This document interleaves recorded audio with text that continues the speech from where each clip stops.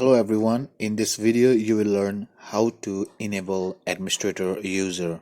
Press Windows key and R key from the keyboard. Type lusrmgr.msc and then press enter. This is a shortcut way to go to the user settings and the username is 44ma. Now we will enable administrator. Right click on the administrator.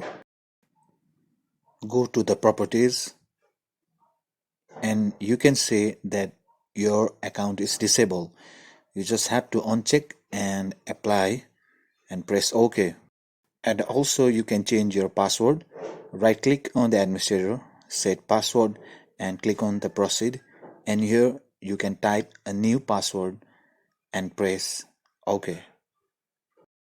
You can also create a new user.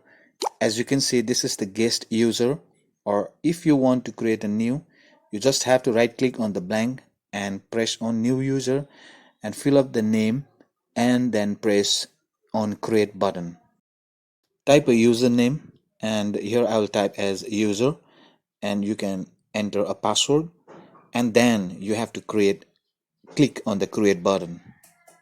Now click on close. This is very simple to create a user. And if you want to disable administrator, in the same way, click on the properties and then you have to check on account disable, apply and OK, and your administrator account will be disabled. And to delete a user, just right click and delete and press yes, your account will be deleted. But you have to be very careful. Thank you for watching my video. If you want a softwares, you can join my Telegram group. We will meet again in the next video.